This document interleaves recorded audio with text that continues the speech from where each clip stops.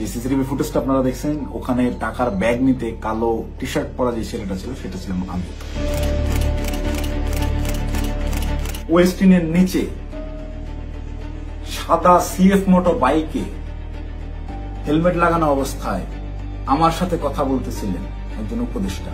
সেই উপদেষ্টা ছিলেন আসিফ মাহমুদ সজীব ভুইয়া। মোহাম্মদপুর থানার মতো একটা ছোট্ট একটা থানার একটা বৈষম্যবিরোধী ছাত্র আন্দোলনের আবার সেই ছেলেপেলে মব ক্রিয়েট করতে গিয়ে ধানমন্ডি থানা ধরা খাইলো, তাদেরকে ছাড়ে আনলো কি? আব্দুর রহমান মাসুদের মতো এত বড় ফিগার, এই ইন্টারন্যাশনাল নেতা ওই রকম লোকজনদেরকে ছাড়াইতে থানায় যায় কেন যায়? খোঁজ করেন, চোখের সামনে দেখতে পাচ্ছেন কারা কারা ধনী হয়ে গেছে, কিভাবে রাতারাতি ফকির গুলা কোটিপতি হয়েছে, এটা ওপেন সিক্রেট। এবং এদের এইসব টাকা পয়সা আসছে থেকে এইভাবেই।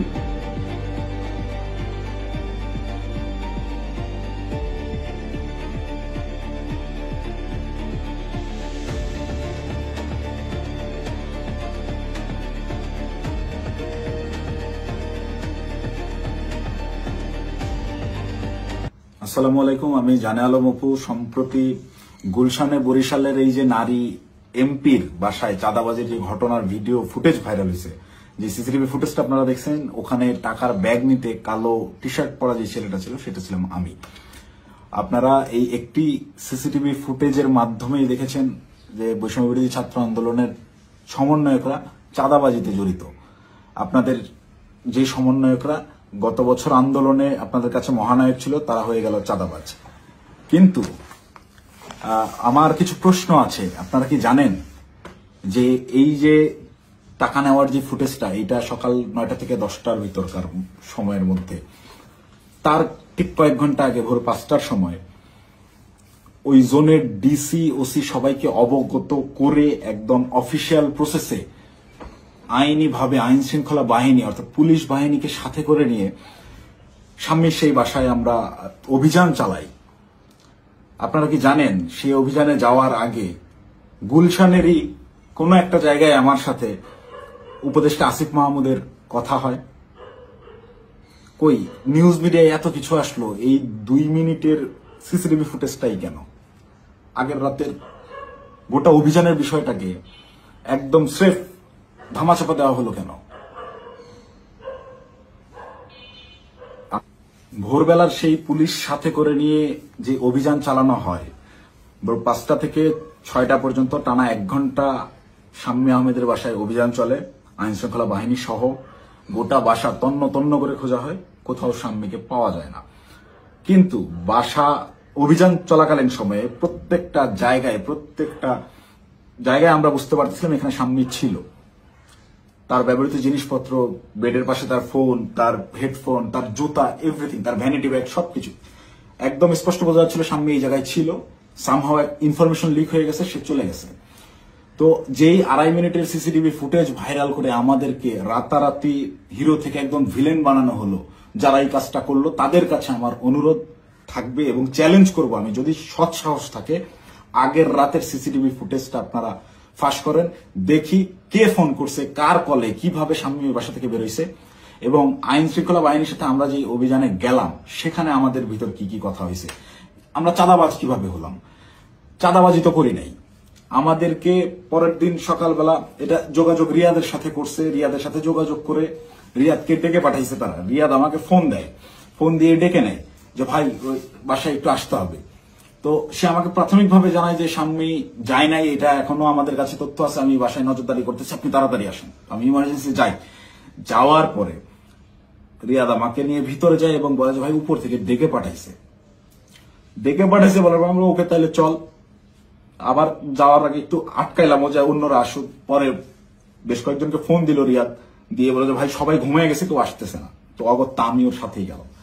সিঁড়িতে রিয়াদ আমাকে টাচ দেয় যে ভাই ওরা কিছু টাকা পয়সার কথা বলছে, পোলাপানরা চাপানি খেতে টাকা পয়সা দিবে।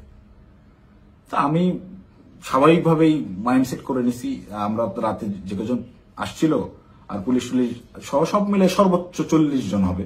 তো পুলিশদেরকে বাদ দিলে এটা 15-20 জন বা 30 জন সর্বোচ্চ। এই কতই বা দিবে, 50,000 1 লাখ টাকা হয়তো বা দিবে।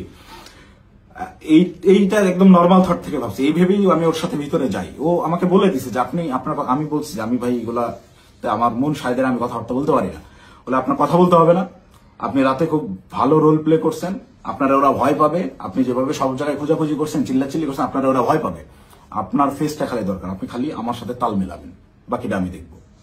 তো আমি যে গেছি তার সাথে একটু আমার ভিতরেও ওই সময় হয়তো লোভ আসছে, আমি নিজেকে কন্ট্রোল করতে পারি নাই, বা ওই মুহূর্তে সঠিক ডিসিশনটা কি হবে আমি নিতে পারিনি। খুব ইনস্ট্যান্ট সিঁড়িতে উঠতেছি আর 2 ধাপ গেলে আমি বাসার দরজায় চলে যাবো, এতটুকু সময়ের ভিতরে আমাকে সিদ্ধান্ত নিতে হয়েছে। তো এটা আমার ভুল সিদ্ধান্ত হয়তো বা ছিল। ভিতরে গেলাম, গিয়ে বসলাম।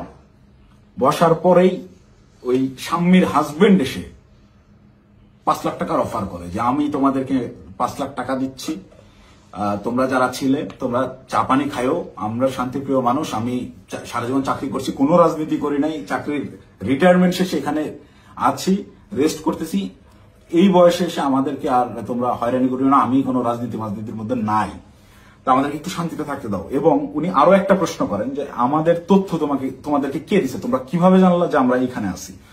এই 2টা বিষয় উনি জিজ্ঞেস করেন। একটা হচ্ছে অনুরোধ করেন ওনাদেরকে ডিস্টার্ব না করতে, আরেকটা হচ্ছে ওনারা যে এই বাসায় আছেন, স্বামী যে এই বাসায় থাকেন বা ওনারা এই বাসায় আছেন, এই তথ্যটা কে দিছে। এই 2টা ইসের বিনিময়ে সে 5 লাখ টাকা দিতে রাজি হয় এবং আনতে চলে যায় এখন, যে তো আমি তোমাকে 5 লাখ টাকা দিচ্ছি, তোমরা এটা নিয়ে যাও। দেন রিয়াদ রেসপন্স যেটা করে, রিপ্লে করে, সেটা শুনে আমি রীতিমতো আকাশ থেকে পড়ছি। ও একরকম ঝাড়ি মেরেই বলে আমি চ্যালেঞ্জ করতেছি, এই আমরা যতক্ষণ ছিলাম গোটা সময়ের ওই প্রায় আমরা 15 থেকে 20 মিনিট ছিলাম, গোটা টাইমের সিসিটিভি ফুটেজ তারা ফাঁস করুক। আমার এই ভিডিও যে সাংবাদিক ভাইরা দেখবে, আপনারা ওই বিল্ডিং আবার যান, বিবিসির সাংবাদিকরা তো আগের বার বেশ কয়েকটা ফুটেজ বের করছেন সিঁড়ি দিয়ে ওঠা নামার, আপনারা কেন সাউন্ড দেন নাই আমি জানি না। আপনারা এইবার যদি যান গোটা ফুটেজটা ফাঁস করেন, এটা আমার অনুরোধ থাকবে। তাহলে ভাই আমি একটু বাঁচি। আমাকে যেভাবে আপনার এই চাঁদাবাজ হিসেবে পরিচয় করাইলেন, ডেকে নিয়ে ভাই টাকার ব্যাগ হাতে ধরাই দিছে, চাঁদাবাজি করতে যাই নাই, জীবনে চাঁদাবাজির কোনো রেকর্ড নেই, খোঁজ নিয়ে দেখেন, গোয়েন্দা লাগান, এভরিথিং। 1 টাকার অবৈধ সম্পদ কোথাও অর্জন করছে কিনা চ্যালেঞ্জ করবো, কেউ বের করতে পারবে না। এবং সর্বোচ্চ চেষ্টা করতেছে বর্তমান এই রাষ্ট্রযন্ত্র, সর্বোচ্চ চেষ্টা করতেছে আমাকে ভিলেন বানানোর। আমার বিরুদ্ধে কোনো এভিডেন্স পাচ্ছে না, এরকম কোনো কাজে আমি কখনোই ছিলাম না, আমাকে ডেকে নিয়ে জাস্ট ইউজ করা হয়েছে। যাই হোক, ওই প্রসঙ্গে আপাতত না যাই, ঘটনায় ফিরি। এখানে রিয়াদ রিপ্লেতে বলল যে কিসের 5 লাখ, 1 কোটির নিচে কথাই হবে না, আপনাদের মানিজ্য সব বাঁচাই দিলাম, আত্মীয় স্বজনের কাছে কালার খাইতে হলো না, জেল খাটতে হলো না, কোনো কিছু করতে হলো না। আমি ভাই রীতিমতো 1 কোটি টাকার কথা শুনে হয়েছি যতটা, তার চাইতেও বেশি হয়েছি। অকপটে বলতেছে যে আপনাদেরকে জেল খাটা লাগলো না, কিছু না, আত্মীয় স্বজনের কাছে মানহানি হলো না, মিডিয়া হলো না, কোনো কিছু হলো না, এটার বিনিময়ে শুধু 5 লাখ। তখন একরকম মাথা ধরে উঠছে আমার যে এইটা কি তাহলে প্ল্যান ছিল। আমি ওই তখন থেকেই রাতে বিভিন্ন ক্লু পাচ্ছিলাম যে স্বামী বাসায় ছিল, তখন আমার মাথায় খেলেছে এটা কি আসলে প্ল্যান ছিল। তাহলে কি প্ল্যান করে স্বামীকে এরা সেফ এক্সিট দিছে, এবং সেফ এক্সিট দেওয়ার বিনিময়ে এখানে কোটি টাকা নিতে আসছে। মাথায় যখন প্রশ্নটা ঘুরপাক খায়, আমি ওখান থেকে একটু উঠে চলে যাই যে আমি এইসব টাকা পয়সার ডিলিং আমি থাকবো না। তখন আবার আমার মাথায় এইটা খেলে যে আমি তো রিয়াদের সাথে আসছি, রিয়াদ আমার সহযোদ্ধা, সে আমার পূর্ব পরিচিত, তাকে এখানে একা রেখে আমি কিভাবে চলে যাই একটা আওয়ামী লীগের এমপির বাসায়, একে তো গুম করে দিতে পারে বা এর যে কোনো বিপদ হতে পারে। ওর সেফটির কথা চিন্তা করে ওকে আমি একা রেখে চলে গেলে ওর বিপদ হতে পারে, এই চিন্তা করে আমি আবার ব্যাক আসি না। যাই হয় হোক, আমাকে রিয়াদকে নিয়ে যেতে হবে, অ্যাডিনাও রিয়াদকে আমাকে তাড়াতাড়ি এখান থেকে বের করতে হবে। তো ওই ওদের কথা, ওরা বার্গেনিং চালাতেই আছে। ওটা 1 কোটি থেকে 50 লাখে নামে, 50 লাখের থেকে ওই 50-50 করবে, 25 এখন নেবে, 25 করে বিভিন্ন রকম বার্গেনিং করতে থাকে। গোটা সিসিটিভি ফুটেজ দিলেই আপনারা দেখতে পাবেন। তো আমি যত ফাস্ট করা যায় এখান থেকে বেরোতে পারলে পারছি। তো আমি রিয়াদকে বারবার কানে কানে বলতেছি তুই এরকম পাগলামি করিস না, তুই থাম। রিয়াদ আমাকে বারবারই বলে আপনি চুপ থাকেন, দেখেন আমি কি করি, আপনি চুপ থাকেন, আমি দেখেন কি করি। তো আমি সাহস আর পাচ্ছিলাম না। উনি একটা সময় করলেন কি, পাশের রুমে গেলেন, পাশের রুমে গিয়ে কাউকে একটা ফোন দিলেন, সর্বোচ্চ 30 সেকেন্ড বা 1 মিনিট পরে একটা লোক আসলেন, এসে বেল চাপলেন, দরজা খুলতেই বাইরে থেকে একটা টাকার ব্যাগ দিল, টাকার ব্যাগটা নিয়ে গেটটা লাগাই দিলেন। ওই টাকার ব্যাগটা সোজা এনে আমার পাশে উনি রাখলেন, আমার পাশে ছোট একটা টেবিল ছিল, রাখতেই এই পাশ থেকে রিয়াদ আমাকে বলতেছে আপনার তো কাঁধে ব্যাগ আছেই, তাহলে ওটা ব্যাগে ভরে ফেলেন। তো আমি, আমার ব্যাগের ভিতরে খাবার ছিল, আমি সারা রাত ধরে জেগেছিলাম, এখানে অভিযান চালিয়ে বাসায় যাচ্ছিলাম, খাওয়া দাওয়া করিনি, সকালে খাওয়ার জন্য খাবার কিনছি, খাবারটাও খাইতে পারিনি। এই খাবারটা বের করে রেখে টাকাটা ব্যাগে বললাম ভরে, আমি রিয়াদকে বলতেছি চল উঠি। রিয়াদ তখন নতুন আবার কাহিনী শুরু করলো যে না, এই 10 লাখ টাকা নিয়ে যাওয়া যাবে না। সে তখন বিভিন্ন ইনে বিনে আরো টাকা দেন, আপনি টাকা লাগলে ম্যানেজ করেন, সে টাকা ছাড়া উঠবেই না।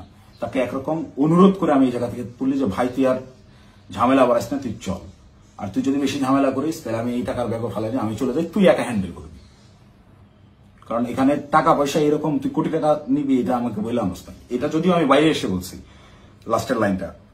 রিয়াদও দেখি আমি যখন বলছি আমি চলে যাবো তোকে ফেলে, তখন রিয়াদ একটু ভয় পেয়েছে এবং রিয়াদ আমার পিছু পিছু চলে আসে।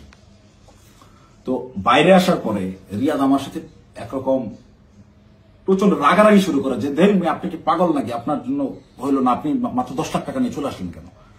আমি ওরে উল্টা ঝাড়ি মারতেছি, বাট তুই পাগল নাকি, একটা মানুষের বাসায় গিয়ে ওখানে ক্যামেরা আছে, এই আছে, সবকিছু আছে, একটা মানুষের বাসায় মানুষ কি কোটি টাকা ঘরে রাখে, তুই একজন মানুষের বাসায় গিয়ে আন্দাজে বলতেছিস আমাকে 1 কোটি টাকা দিতে হবে। লোক বলতেছে টাকা নাই, তুই বলছিস ম্যানেজ করে এনে দেন। এটা তো পাগলামি ছাড়া কিছুই না, তুই কি অন্ধ হয়ে গেছিস, তোর কি বিবেক বুদ্ধি নাই হয়ে গেছে টাকার লোভে। ভাই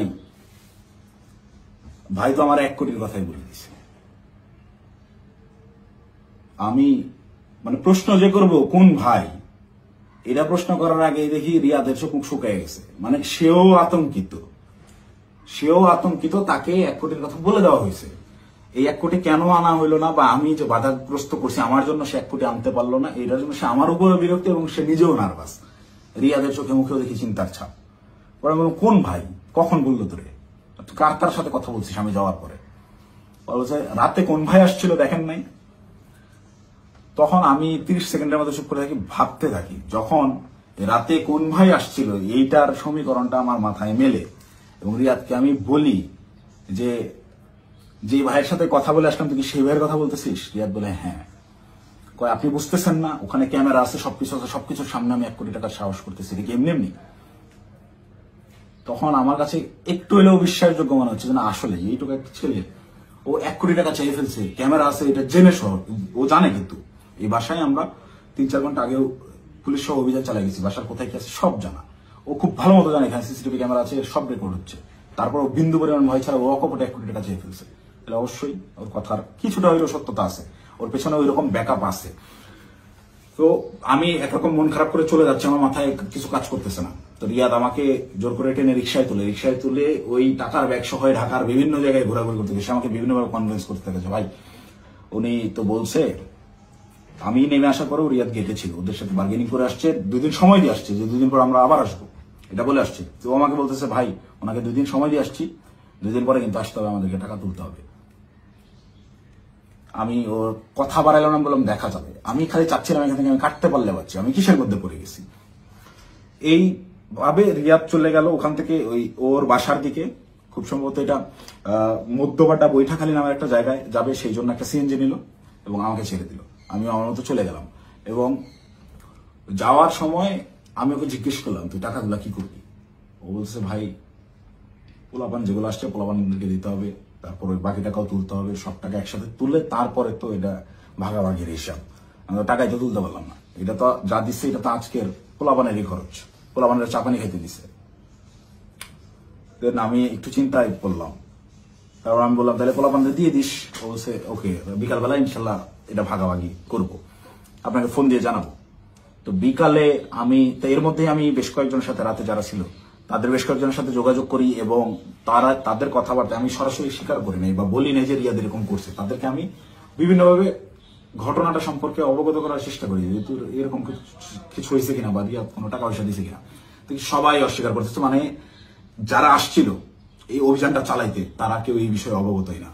তার মানে এখানে ওই যে আমাদের গ্রুপে ইনফরমেশন দেওয়া হলো অমুক বাসায় আওয়ামী লীগের এমপি আছে বলে ছাত্রদেরকে চেতায় দেওয়া হলো, চেতায় দিয়ে এই ছাত্রদেরকে মব করতে পাঠানো হলো। ওখানে ছাত্রদেরকে পুলিশ বাহিনী সহ ওই এমপির বাসায় পাঠাইয়া ওই পরিবারকে ভয়ভীতি প্রদর্শন করা হলো। করার পরে ছাত্ররা সবাই যে যার মতো বাসায় চলে গেল। তারপরে চাঁদাবাজের দল চাঁদাবাজি করতে আসলো। ঘটনা এইটাই। এখান থেকে মাঝখান থেকে সাধারণ ছাত্ররা ব্যবহৃত হইল। এই ব্যবহারের তালিকায় সেদিন আমিও পড়ছি, আমিও ব্যবহৃত হয়েছি এবং বিভিন্ন সময় বিভিন্ন ঘটনায় এরা এইভাবে বিভিন্নভাবে ছাত্রদেরকে ব্যবহার করে এইসব করে। তারপর বিকালবেলা রিয়াদ আমাকে ফোন দেয়, ফোন দিয়ে ডাকে হচ্ছে রামপুরায়। তো এমনিতেই আমি হাতিরঝিলে যেতাম, তারপরের দিন আমাদের বেসরকারি বিশ্ববিদ্যালয়ের প্রোগ্রাম হাতিরঝিলে, সেই প্রোগ্রামের বাস্তবায়ন কমিটিতে ছিলাম, ভেন্যু পরিদর্শনের জন্য যাওয়ার কথা। এমনিতেই যাইতাম, তো ওর কথা শুনে আমি একটু হাতিরঝিল থেকে আগায় গেলাম রামপুরার দিকে। তো ওর সাথে যখন যাই সে আমাকে বিভিন্নভাবে কনভিন্স করার চেষ্টা করে যে ভাই আপনি অপ্রস্তুত হয়ে পড়ছেন এটা বুঝছি, কিন্তু এটা এভাবেই হয়, এরকমই আপনি বলার জন্য আপনি জানেন না। সে আমাকে ইনায় বিনায় বিভিন্নভাবে প্রলোভন দেওয়া শুরু করে যে আপনি এ যাবত আপনি কয় টাকার মালিক, আপনি কয় টাকা কামাইছেন। দেন আমি ওকে ডিরেক্ট বলি যে ভাই এই মাসে আমার সেমিস্টার ফাইনাল পরীক্ষা গেছে, আমি টিউশন ফি দিতে পারি না, জন্য পরীক্ষা দিতে পারিনি। আপনার জায়গায় যদি আমি থাকতাম, রিয়াদ সরাসরি আমাকে বলছে, আপনার ফেস যদি আমার থাকতো, আমি যদি আপনার কেন্দ্রীয় যে পদ, সেই পদ যদি আমার থাকতো, এতদিন আমি কমপক্ষে 20 কোটি টাকা কামাইতাম। রিয়াদ আমার মুখে বলছে আপনি একটা বলো। তো আমার এই কথাগুলো শুনে আরো বেশি খারাপ লাগতে লাগলো যে কি বলে, প্রচন্ড মন খারাপ। আমি ওকে বলি যা হয়েছে বাদ, আমরা হাতি জেলে যাই, প্রোগ্রামের কি অবস্থা দেখি। আমার মূল কনসার্ন আমার আবার সাংগঠনিক কাজে ফেরা। তো হাতি জেলের প্রোগ্রামের ওইটা পরিদর্শন করে ওই জায়গা থেকে সন্ধ্যা হয়ে গেছে। রিয়াদ আমাকে কন্টিনিউয়াসলি পুশিং করে যাচ্ছে। সে আমাকে নিয়ে মহাখালী যায়। মহাখালী ওখানে ইয়ামাহার শোরুম থেকে সে আমাকে একটা বাইক কিনে দেয়। এবং এটা সে প্রায় সময় এরকম হয়েছে যে রাত বেশি হয়ে গেছে, আমি বাসায় ফেরার জন্য সেফ কোনো কিছু যানবাহন পাচ্ছিলাম না। ম্যাক্সিমাম টাইম আমাকে ওই উবার ভাড়া করে যাইতে হইতো। আমি ওদের কাছ থেকে টাকা ধার নিতাম এবং প্রায়শই এটা বলতাম যে আমার একটা বাইক থাকলে খুব ভালো হতো। এইটাকে সে কাজে লাগে, আমাকে একটা বাইক কিনে দেয়। সে আমাকে সাথে করে নিয়ে গিয়ে এবং সে আমার পিছনে বাইকে চড়ে ঘুরে ঢাকা শহরের বিভিন্ন জায়গায়। এবং পরবর্তীতে পরের দিন অনুষ্ঠানটা শেষ হয় কোনো মতে, 18 তারিখের প্রোগ্রামটা শেষ হওয়ার পরেই সে রাত্রেবেলা আমাকে ফোন দেয় যে ভাই 2 দিন তো হয়ে গেল, আমাদেরকে ওই বাকি 40 লাখ টাকা আনতে যাইতে হবে। এটা তো 1 কোটি নেওয়া যেত, আপনি খালি পাকনামি করে 50 লাখ নামালেন। তখন তো আমি অস্বীকার করি, না ভাই আমি এইসব কাজে আর যাবো না। দেন আমাকে ডিরেক্ট ব্ল্যাকমেল, আপনি ওই টাকা দিয়ে বাইক কিনছেন, আপনার ফুটেজ আছে তো, আপনি বাইক কিনছেন, শোরুমে ডকুমেন্টস আছে, আপনি তো এটার পার্ট, আপনি তো টাকা ভোগ করছেন, আপনাকে তো যাইতেই হবে। তখন আমার মাথা রীতিমতো কাজ করা বন্ধ করেছে যে আমি তো পুরো ট্র্যাপে ফেসে গেছি। আই হাই, বাইকটাই আমি কেন নিলাম, আমার ভোটার আইডি কার্ডটাই ওখানে আমি কেন দিলাম, আর এই হারামজাদার টাকা আমি গেলাম এবার কেন, প্রচন্ড রকম আফসোস শুরু হলো আমার। আমি এই কিসের মধ্যে পড়লাম এরকম ভাবতে হবে। সারা রাত আমার ঘুম হয় নাই। আমার ফেসবুকে গেলে এখনো ওই দিন আমার দেওয়া যে স্ট্যাটাসটা, আমি প্রচন্ড মেন্টাল ট্রমায় আছি। তার আগের রাত সারা রাত ধরে গত বছর জুলাইয়ের সেই আন্দোলনের স্মৃতিগুলা, এই আমার ভাইদের রক্তাক্ত সেই দেহগুলা, এই গুলি চালানোর দৃশ্যগুলো সবকিছু আমার চোখের সামনে ভাসতে থাকে। আমার ভাই সারা রাত ঘুমায় নাই যে কি করলাম, কি হচ্ছে, কি এটা কি। মানে আমি পরের দিন সকালে এটা পোস্টও করছি যে আমি প্রচন্ড মেন্টাল ট্রমায় আছি। জুলাইয়ের ওই স্মৃতিগুলো আমার মাথা থেকে যাচ্ছে না, আমার চোখের সামনে ভাসতেছে, আমি ঘুমাইতে পারতেছি না, নিজেকে অসহায় লাগতেছে। এই ধরনের একটা পোস্ট করছিলাম এবং এটা তখন আমার বাস্তব ফিলিংস ছিল। আর উপরে এর আবার রিয়াদের ফোন আসেই, কখন বেরোবেন, কখন আসতেছেন, এই এরকম করতে করতে সন্ধ্যাবেলা আমি বাংলা মোটর অফিসে গেলাম। সেখানে একটা প্রেস ব্রিফিং করা হয় 18 তারিখের প্রোগ্রামে, বেশ কিছু প্রবলেম ছিল সেগুলো নিয়ে। প্রেস ব্রিফিং শেষে রিয়াদ আমাকে বলে উপরে ওয়াটারফল রেস্টুরেন্টে গিয়ে আপনি বসেন, আপনার সাথে কথা আছে। আমি ওয়াটারফল রেস্টুরেন্টে গিয়ে বসি। রিয়াদ সমস্ত ছেলেপেলেকে নিচে নিয়ে গিয়ে চা খাওয়াইয়ে পাঠিয়ে দিছে। পাঠিয়ে দিয়ে সে ওয়াটারফলে আসে এবং আমাকে বলে যে সোজা সাপটা এখন যাইতে হবে, গিয়ে টাকাটা নিয়ে আসতে হবে। আমাকে 2 দিন সময় দেওয়া হয়েছে, 2 দিন পার হয়ে গেছে, আর কোনোভাবে কালক্ষেপণ করা যাবে না, প্রচুর চাপ আসতেছে, আপনি চলেন। তো আমি একরকম চিপাই পড়ে গেছি। ওর কথা শুনে আমি ওই জায়গায় যে রেস্টুরেন্টে বসছি, ওইখান থেকে বের হওয়ার অপশন নাই। তো আমি বাধ্য হয়ে বললাম আচ্ছা চল দেখা যাক। তো এই দিন গিয়ে আমি সর্বোচ্চ চেষ্টা করছিলাম যে কিভাবে এটা এড়ানো যায়। আমি ওই গেটের সামনেই হোন্ডা থামায় ভিতরে ঢুকে দারোয়ানের সাথে কথাবার্তা বলে ওদের উপরে গিয়ে 2টা বেল চেপে আমি খালি ওরা টানতেছি, যারা বাসায় নেই আয়, তুই দরজা খুলবে না, আয় আয়, এই বলে ওকে বের করে নিয়ে আসছি। নিয়ে আসার পরে আবার হোন্ডা টান দিয়ে চলে আসছি। তারপর থেকে ওই দিন থেকে আমি ওর সাথে যোগাযোগ করা বন্ধ করে দিছি। টানা 2 দিন ওর সাথে আর যোগাযোগ করি নাই। ও আমাকে মেসেজ দেয় বিভিন্ন ভাবে, আমি যে টাকা নিছি, আমাকে যে ট্র্যাপে ফালানো হচ্ছে, এইটা বারবার সে উল্লেখ করার চেষ্টা করে। আমাকে মেসেজ করে, ভাই টাকা নিয়ে হারায় গেলেন, খোঁজ নাই কেন। প্রত্যেকটা মেসেজে টাকা শব্দটা মেনশন করে, যেন পরবর্তীতে সেটা স্ক্রিনশট আমার বিরুদ্ধে ব্যবহার করতে পারে বা আমাকে বোঝায় যে তুমি যে টাকা নিচ্ছ এটা কিন্তু এভিডেন্স আছে। আমাকে ব্ল্যাকমেল করার চেষ্টা করে।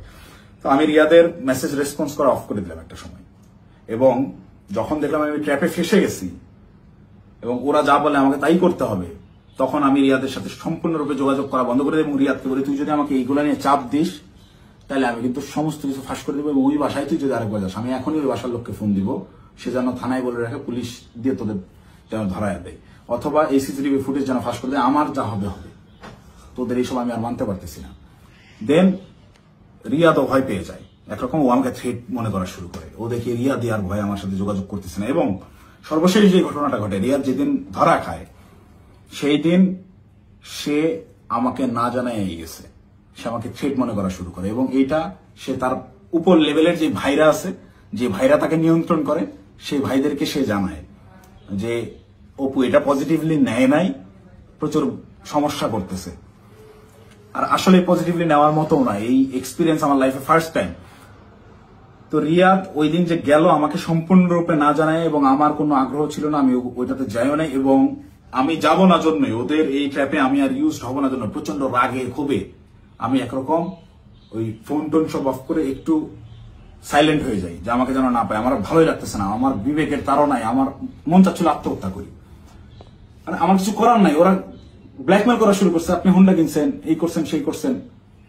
রিয়াদ যেদিন অ্যারেস্ট হয়ে প্রথমে থানায় গিয়ে প্রথম স্টেটমেন্টই এটা দিছে যে এই জায়গায় চাঁদাবাজি জানে আলম অপু করছে, টাকা জানে আলম অপু নিছে, সেই টাকা দিয়ে সে বাইক কিনছে। মানে এইটা পূর্ব থেকেই ওকে শেখানো স্টেটমেন্ট। টাকা নিলি 10 লাখ, থানায় গিয়ে সাংবাদিকদের সামনে বলতেছে যে এরা 5 লাখ টাকা দিচ্ছে, 5 লাখ টাকায় জানা আলম অপু নিছে, নিয়ে 3 লাখ টাকা দিয়ে বাইক কিনছে, বাকি টাকা ওর ওয়াইফের চিকিৎসায় খরচ করছে।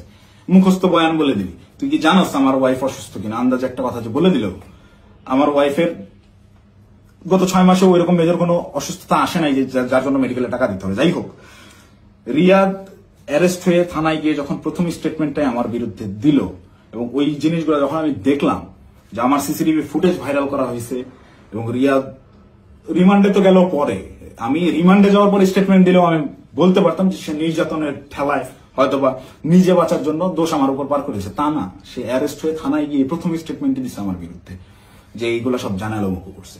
এটা তার শেখানো বলে ছিল, তার উদ্দেশ্য ছিল আমাকে কর দেওয়া।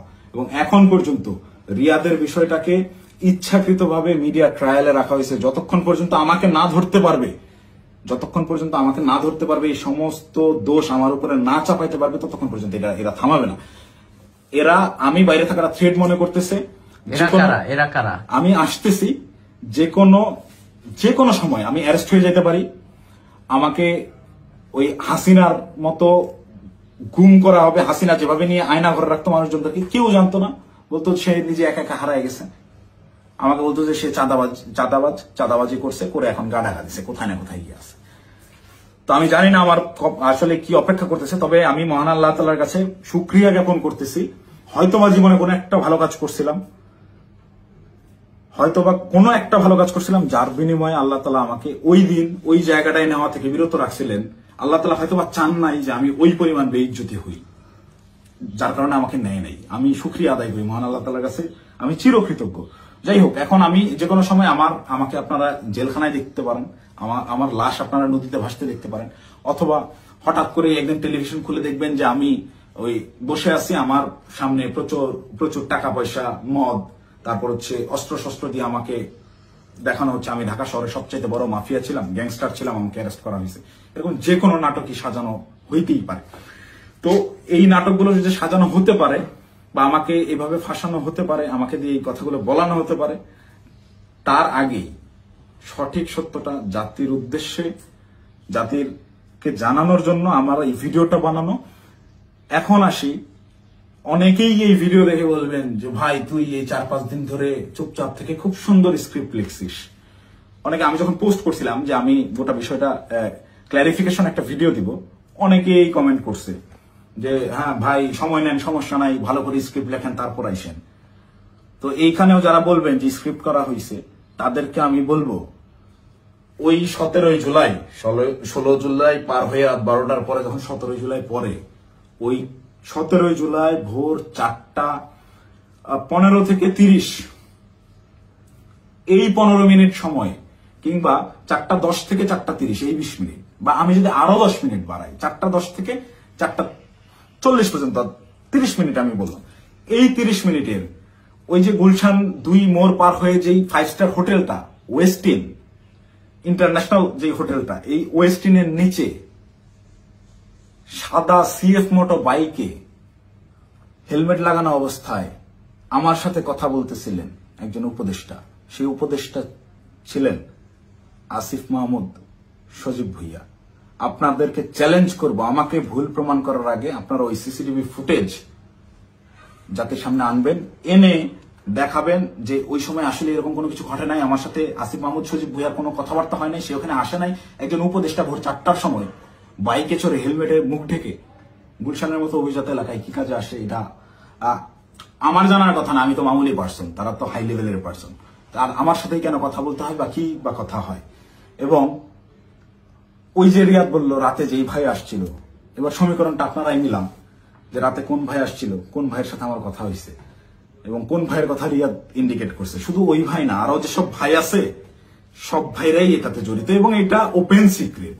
এই সকল ভাইরা, এই যে আমাদের আসিফ মাহমুদ সজীব ভুইয়া ভাই সেদিন যে সিএফ মোটো বাইকটা নিয়ে আসছে, এই রাত্রেবেলা বাইক রাইডিং করতে সে গুলশানে আসছে, ওই ওয়েস্টিনে 5 স্টার হোটেলে ছাড়া সে বসে না কোথাও। সে ওই গত বছর জুলাইতেও 50,000 60,000 টাকা দামের সেকেন্ড হ্যান্ড একটা স্কুটি চালাইতো, এখন সে সিএফ মোটো চালায়। যাই হোক, এটা চোখের সামনে আপনাদের কে কি করছে, আঙ্গুল ফুলে কলা গাছ কিভাবে হয়েছে, যে সকল ছেলেপেলেরা ওই হলে থাকতে পারতো না ছাত্রলীগের যন্ত্রণায়, বাইরে বাসা ভাড়া নিয়ে থাকবে, বাসা ভাড়ার টাকা থাকতো না, বিভিন্ন রাজনৈতিক নেতাদের কাছ থেকে টাকা ধান নিয়ে থাকতে হইতো, ডোনেশনে যাদের ম্যাচ ভাড়া চলছে তারা এখন ডুপ্লেক্স বাড়িতে থাকে, নিজস্ব গাড়িতে চলাফেরা করে। এটা গোটা জাতি জানে। আমি আসলে এমনিতেই তো আমাকে যথেষ্ট পরিমাণ ক্যাপে ফালানোর চেষ্টা করতেছে, তো আমার মনে হয় যে এই বিষয়গুলো ক্লিয়ার না করে গেলে আমাকে দিয়ে ওরা যে কোনো স্টেটমেন্ট দেওয়া হতো। একটা ছোট্ট ক্লু দিই, রিয়াদের সাথে অ্যারেস্ট হওয়া যেই 4টা ছেলে, এই 4টা ছেলে এই ঘটনার কোনো কিছুই জানে না। এই 4টা ছেলেকে রিয়াদ একইভাবে আমাকে যেরকম বলছে ওই সাময়িকা পাওয়া গেছে আপনি আসেন এই বলে নিয়ে যে ব্যবহার করছে, ওই আমাকে খালি বলছে যে আপনি রাতে অনেক ভালো ভূমিকা রাখছেন, আপনার ফেসটাই আনাফ, আপনারা দেখলেই ভয় পাবে ওরা। ঠিক তেমনি ভাবে এই কয়েকটা ছেলে পেলে নিয়ে গেছে যে তোদের কিছু করতে হবে না, তোরা খালি চুপচাপ দাঁড়ায় থাকবি, যা করার আমি করবো, এইরকম কোন একটা প্রলোভন দিয়ে এই ছেলেগুলোকে নিয়ে গিয়ে ফাঁসাইছে। ফাঁসানোর পরে এরা রিমান্ডে গেল। এরা কি হত্যা করছে ভাই? 10 দিনের রিমান্ড কেন লাগবে? 10 দিনের রিমান্ড এই কারণেই চাওয়া হয়েছে বা 7 দিনের রিমান্ড এই কারণেই দেওয়া হয়েছে যে ঠিক ততক্ষণ পর্যন্ত এদেরকে জিজ্ঞাসাবাদ করা হবে যতক্ষণ পর্যন্ত এরা তাদের দেওয়া স্ক্রিপ্টেড দেওয়া বক্তব্য নিজেরা প্রকাশ না করতেছে। ভাই এই একটা চাঁদাবাজি সিসিটিভি ফুটেজ সব আছে, এটা তদন্ত করতে 7 দিনের রিমান্ড লাগে না, এটা বুঝতে রকেট সায়েন্স লাগে না। এখন ওই ছেলেগুলা যারা চাঁদাবাজিতে মানে গোটা ঘটনার সাথে কোনোভাবেই কানেক্টেড না, এই ছেলেগুলা আমি নিউজ দেখলাম প্রাথমিকভাবে স্বীকার করে নিচ্ছে চাঁদাবাজি জড়িত থাকার কথা। তারা জড়িত না থেকেও জড়িত থাকার কথা স্বীকার করে নিচ্ছে। মানে এদের উপরে কি পরিমাণ চাপ আসছে হিসাব করে দেখেন, আপনারা ভেবে দেখেন। তো আমার মাথায় এইটাই ঘুরতেছে যে আমাকে ধরার পরে আমাকে কি পরিমাণ চাপ প্রয়োগ করবে, আমাকে কি না কি বলাবে। তো এইসব কি না কি বলে ওদের ওইসব প্যাচের মধ্যে আমি আর নাই। আমি সত্যটা বলে গেলাম, এখন যদি আমাকে গুম করে, আমাকে খুন করে, যাই করুক, আমি ভিডিওতে যা বলে গেলাম এটা শতভাগ সত্য, আমি দায়িত্ব নিয়ে বলতেছি। আমি আপনারা অনেকেই আমার পরিচিত মানুষজনদের ভিতরে অনেকেই ভিডিওটা দেখবেন যারা আমার সহযোদ্ধা, যারা আমার সাথে এতদিন চলাফেরা করছেন এবং যারা আমার সম্পর্কে জানেন, যারা আমার শুভাকাঙ্ক্ষী, তারা অবশ্যই এই কথাগুলো বিশ্বাস করবেন। তারা জানেন আমি ওই রকম দুর্নীতির সাথে যুক্ত হতেই পারি না এবং আমাকে তারাও ইউজ করে সুবিধা করতে পারে নাই। সুবিধা করতে পারে নাই জন্যই আমাকে আটকে দেওয়ার এত চেষ্টা। তো আমি যদি গুম হয়ে যাই, খুন হয়ে যাই, নিখোঁজ হয়ে যাই, যাই হোক, আমাকে যাই করুক, আপনারা দয়া করে এই সত্যটা জেনে রাখবেন, এইটাই প্রচার করবেন। অপু চাঁদাবাজ ছিল না এবং জুলাইকে বিক্রি করে চাঁদাবাজি যারা করতেছে, যারা ধনী হয়েছে, ফকিরের পোলারা কোটিপতি হয়েছে, তাদের বিরুদ্ধে আওয়াজ তুলতে গিয়ে অপু নিজেই চাঁদাবাজ হয়ে গেছে, ষড়যন্ত্রের শিকার হয়ে। ভাই আমি যদি চাঁদাবাজি করতাম, ভাই এই 1 মাস আগে আমার ইউনিভার্সিটিতে আমার সেমিস্টার ফাইনাল পরীক্ষা গেল, মাত্র 60 থেকে 70,000 টাকার মতো আমার ডিউ ছিল। এই 60-70,000 টাকা আমি দিতে পারিনি, এই জন্য পরীক্ষা দিতে পারিনি। আমি এনসিপির পদযাত্রায় গেলাম 5 তারিখে পদযাত্রা আমার জেলায় ছিল, আমি 4 তারিখে গেছি। আত্মীয় স্বজন, বাসার ফ্যামিলি মেম্বার সবাই জানে যে আমি আমার জেলায় সমাবেশ, এই কারণে আমি পরীক্ষা দিচ্ছি না। আসলে আমি টাকার অভাবে পরীক্ষা দিইনি। আপনার ইউনিভার্সিটিতে খোঁজ নিয়ে দেখেন, আমার পোর্টালে গিয়ে দেখেন আমার ডিউ কত টাকা। আমি রেজিস্ট্রার স্যারকে মেইল করছিলাম যে স্যার আমাকে পরীক্ষা দেওয়ার পারমিশন দেওয়া যায় কিনা, তারা আমাকে পরীক্ষা দেওয়ার পারমিশন দেয় নাই ডিউ রেখে। আমি এনসিপির সমাবেশে যাই 4 তারিখ, আমার বউয়ের কাছ থেকে 4,000 টাকা ধার নিয়ে যাই এবং ওই টাকা শেষ হওয়ার পরে আরেক ফ্রেন্ডের কাছ থেকে 2,000 টাকা ধার আনি। এভাবে ধার দেনা করে চলা লোক আমি যদি চাঁদাবাজি করতাম, ওদের মতো কোটি কোটি টাকার মালিকই হইতাম, ওদের সাথে লিয়াজু করে এইসব করতাম, আমাকে এত কষ্ট দিন যাপন করতে হইতো না। তো আমাকে চাঁদাবাজের যে নাটক করে আমাকে চাঁদাবাজ বানায় ভিলেন বানানো হইলো, এদের জন্যই, এদের সাথে থেকে জুলাই এইরকম সংগ্রাম করছি, মানে আমার মাথায় খেলে না। আমি জুলাইতে, আপনারা যারা আমাকে আগে থেকে চেনেন তারা দেখছেন কিভাবে আমি একদম মুমূর্ষ অবস্থায় হাসপাতালে 13 দিন 14 দিন পড়েছিলাম। 30% 40% রিকভার করছি। অর্ধেক অসুস্থ অবস্থায় হাসপাতালের বেড থেকে চিকিৎসাধীন অবস্থায় আমি উঠে গিয়ে আবার আন্দোলনে যোগ দিচ্ছি। আমার মন মানতেছিল না, আমার বিবেক কোনোভাবেই থামতেছিল না, আমার মস্তিষ্ক মাঠেই পড়েছিল না, আমার ভাইদেরকে হত্যা করতেছে, এটা আমি মানতে পারবো না। তো একইভাবে এই চাঁদাবাজের ঘটনায় যেভাবে আমি ফেসে গেলাম, আমার মাথায় এইটাই ঘুরছে, না এটাতে আর সায় দেওয়া যায় না, এটা আমি সায় দিতে পারবো না। সেদিন থেকেই আমি বিরূপ আচরণ শুরু করি, এইসব চিন্তা ভাবনা আমার মাথায় ঘুরতে থাকে। আমি ওই জুলাইয়ে যে সংগ্রাম আপনাদের জন্য করছিলাম সেই সংগ্রাম সবসময় জারি রাখবো। আমি কখনো চাঁদাবাজি করি নাই ভাই, ওইটা আমার রক্তে নাই। আমার মায়ের ফোন গত 8 দিন ধরে আমি ধরার সাহস করি না। আমার মামাকে কন্টিনিউয়াসলি ফোন দিয়ে যাচ্ছে। আমার আম্মা আমাকে ওই শিক্ষা দেয় না, আমার বাবা আমাকে ওই শিক্ষা দেয় না। আমি মার ফোন ধরে যে হ্যালো বলবো, এই হ্যালো বলার সাহস আমি করতে পারিনি এখন পর্যন্ত। আম্মুকে আমি হ্যালো বলার পরে উত্তরটা কি দিব? আমাকে আপনারা চাঁদাবাজ বানায় দিলেন ভাই। আমার মাথায় কেন, আমার ওয়াইফ আমাকে ফোন দিয়ে বলতেছে যে আমার হাজবেন্ড চাঁদাবাজি করে, এটা আমাকে দেখতে হইলো। এটা দেখার আগে আমি আত্মহত্যা কেন করলাম না, আমার মৃত্যু কেন হলো না? তুমি দয়া করে এই মুখটা তোমার আমাকে আর দেখাইবা। আমি আমার ওয়াইফের ফোন এখন পর্যন্ত আর ধরার সাহস করি না, ওই যে ফোনটা কাটছি। মানে আমার জীবনটাকে এইভাবে কি, যেই লোকজন আমাকে নিয়ে গর্ব করতো, আমার যেসব আত্মীয় স্বজন ভাই ব্রাদার যারাই ছিল, যারা গর্ব করতো আমাকে দিয়ে, তারা দেখে আমাকে নিয়ে উল্টাপাল্টা লিখতেছে ফেসবুকে। যে সকল লোকজন বিভিন্ন রকম কাগজপত্র, অমুকের মামা, তমুকের খালা, অমুকের বউ, এরে ট্রান্সফার, ওরে প্রমোশন, আমার বাসায় কমপক্ষে 100 জন বিসিএস ক্যাডারের সিভি বইরা আছে, যারা আমার পিছে পিছে ঘুরছে, এই কাজ করে দেবো, ওই কাজ করে দেবো। এইসব লোকজন কোটি কোটি টাকার অফার, এগুলো কাজ আমি করি নাই জীবনে, করে সচিবালয় গিয়ে তদবির করি নাই। এদের কোনো প্রবলেম না। আমার এগুলো আমি বলে রেখে যান, দেখা যাবে হোয়াটসঅ্যাপে মেসেজ, ভাই দেখতেছি, পরের দিন থেকে আমি ইগনোর করি রীতিমতো। আমাকে কোনো প্রলোভনে এরা কেউই ফেলতে পারেনি। কিন্তু আপনাকে মানে চাঁদাবাজ আপনাকে বানাবে কেন? চাঁদাবাজ বানাবে কেন? এই যে আমাকে ঘটনাটাই সিস্টেমেটিক্যালি রিয়াদ আমাকে ইনভলভ করে ফেললো। রিয়াদ তো আর জানতো না যে আমি এইভাবে রিয়াক্ট করে ফেলবো। রিয়াদ এটা কন্টিনিউয়াসলি করে,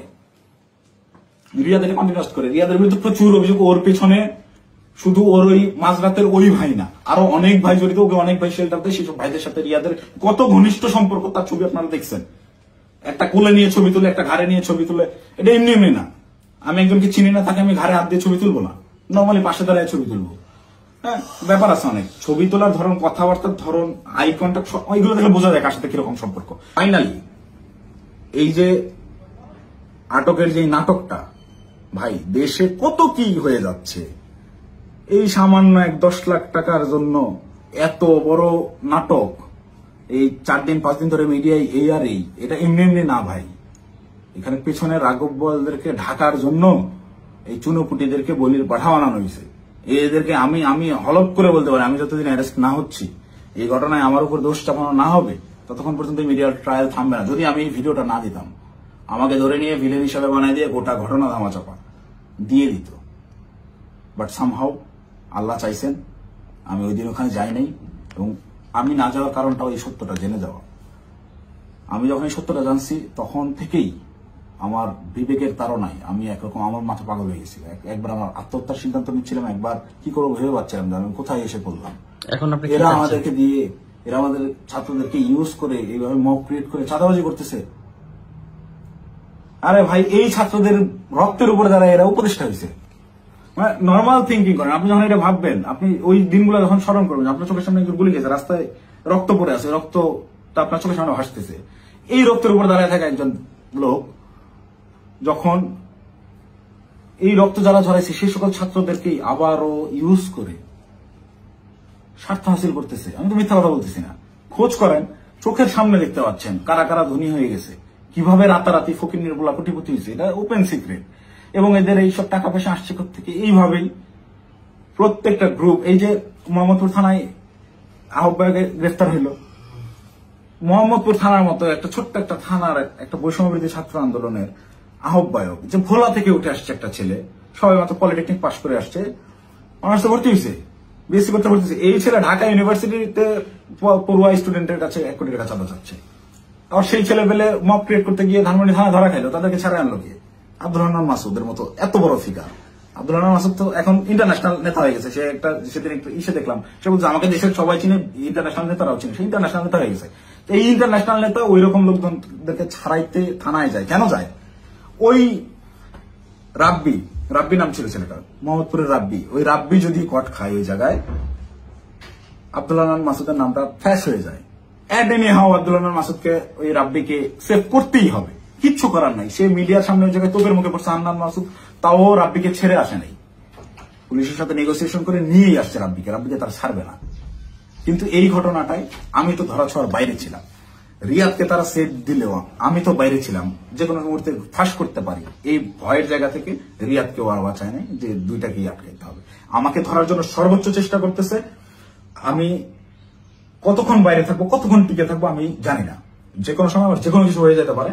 তো আমি গোটা জাতির কাছে সত্যটা বলে গেলাম, এবং সেই দিন সিদ্ধান্তহীনতায় হোক কিংবা লোভের বশবর্তী হয়ে হোক, আমি যে ভুল কাজটা করে ফেলছি, রিয়াদের প্ররোচনায় করে ওই জায়গায় বাসায় ওনাদের দেওয়া ওই টাকাটা হাতে নিয়েছি, এইটার জন্য আমি গোটা দেশবাসীর কাছে ক্ষমা প্রার্থী, এবং আমি আমার দোষ স্বীকার করে নিচ্ছি।